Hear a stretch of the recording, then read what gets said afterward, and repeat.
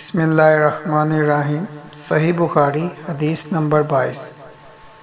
हज़रत अबू सईद खुदरी रज़ी अल्लाह अन्हा और वो नबी अकरम सल्लल्लाहु अलैहि वसल्लम से नकल करते हैं कि आप सल्लल्लाहु अलैहि वसल्लम ने फरमाया, जब जन्नती जन्नत में और दोज़खी दोज़ख में दाखिल हो जाएंगे, अल्लाह पाक फरमाएगा, जिसके दिल में राई के दाने के बराबर भी ईमान हो, इसको भी दोज़ख से निकाल लो।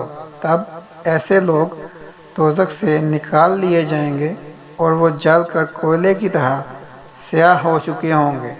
फिर ज़िंदगी की नहर में या बारिश के पानी में डाले जाएंगे।